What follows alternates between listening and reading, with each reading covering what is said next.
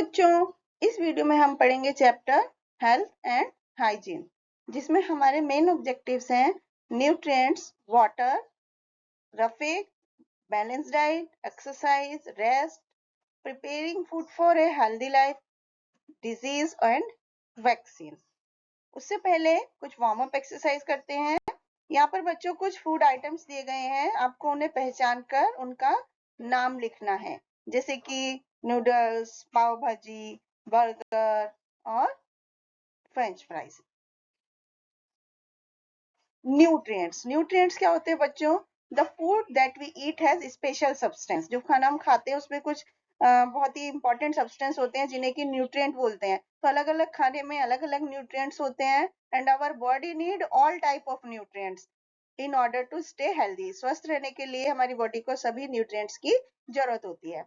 तो कौन से 5 मेन न्यूट्रिएंट होते हैं? Carbohydrate, fats, proteins, vitamins and mineral. तो our body needs all these component in adequate amount of remain healthy. उनकी प्रॉपर मात्रा चाहिए होती है। तो sources and function of 7 main component of food are discussed in detail. सबसे पहले carbohydrate. Carbohydrate यानी कि एनर्जी गिविंग फूड। तो जो खाना शुगर और स्टार्च में रिच होता है उससे हमें एनर्जी मिलती है, जैसे कि ब्रेड, राइस, फ्रूट्स, पोटैटो, ये सब में स्टार्च होता है। फ्रूट जूस, चॉकलेट, हनी, ये सब में शुगर होता है। तो ये खाना कार्बोहाइड्रेट में आता है, इनसे हमें एनर्जी मिलती है। दूसरे होते हैं फैट्स, एनर्जी गिविंग न्यूट्रिएंट्स। तो कार्बोहाइड्रेट की तरह फैट्स से भी हमें हमारी बॉडी को एनर्जी मिलती है, लेकिन एक्स्ट्रा कार्बोहाइड्रेट जो होता है वो हमारी बॉडी फैट में कन्वर्ट कर देती है, जो कि हमारी बॉडी में स्टोर हो जाता है। जंक फूड जैसे पिज्जा, बर्गर, ये सब चीजें होती है, फ्रेंच फ्राइज, ये हमें अवॉइड करनी चाहिए। तीसरा प्रोटीन्स यानी कि बॉडी बिल्डिंग फूड्स। बच्चों, protein help us to make new cells. Protein से हमारी बॉडी में नए सेल बनते हैं और नए सेल से हम अच्छी तरह और स्ट्रॉन्गर ग्रो होते हैं।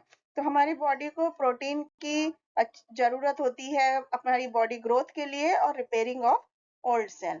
तो प्रोटीन्स जो है ज्यादातर एनिमल फूड में, जैसे कि पल्सेस में, प्लांट और सोयाबीन्स में, इन प्लांट्स के कुछ प्रोडक्ट्स हैं, पीज, बीन्स, फ्रूट्स, इनमें पाया जाता है। विटामिन यानी प्रोटेक्टिव न्यूट्रिएंट। तो फ्रूट्स एंड वेजिटेबल्स जो होते हैं इनमें सब विटामिन होते हैं।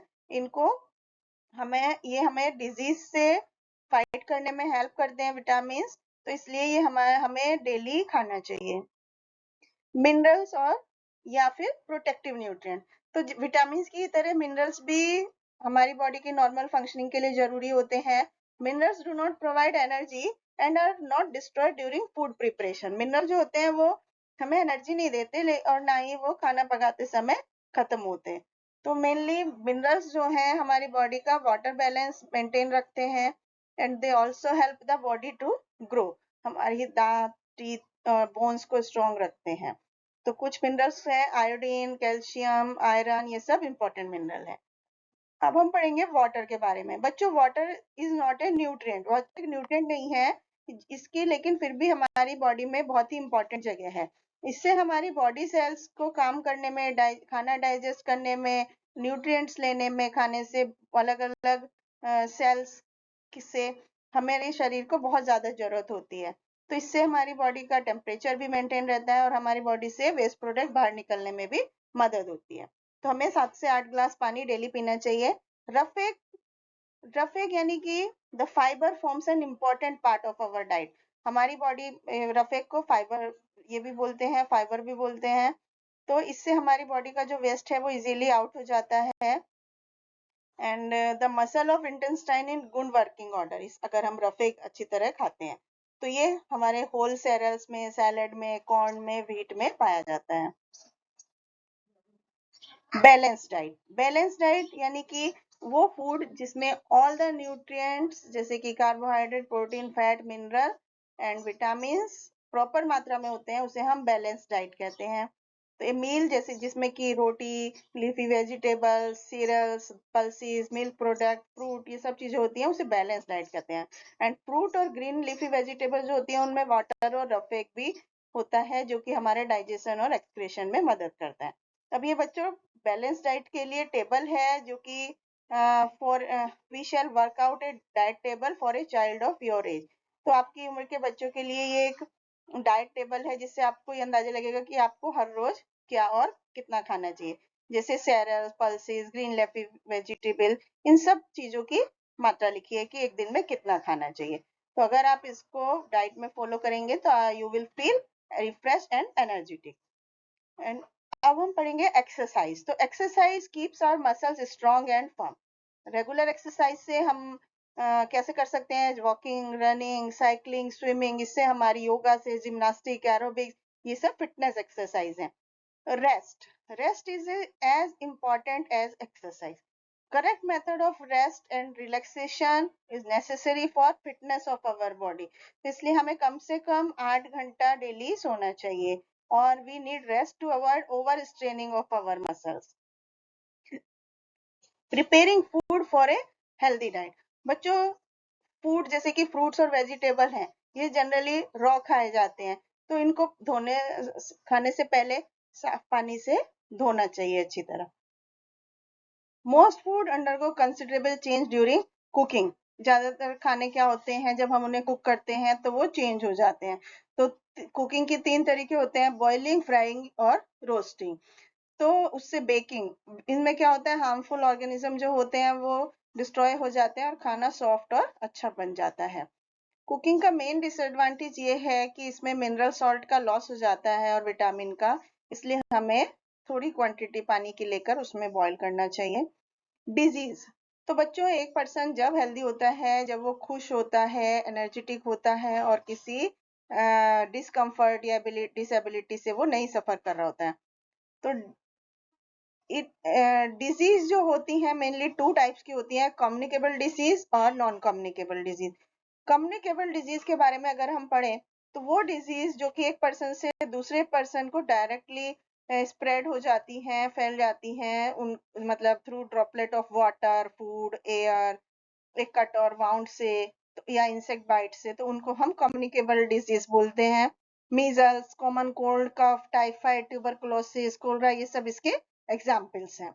नॉन कम्युनिकेबल डिजीज होती है disease which do not spread from one person to another, जो एक व्यक्ति से दूसरे व्यक्ति में नहीं फैलती हैं, उनको नॉन कम्युनिकेबल डिजीज बोलते हैं।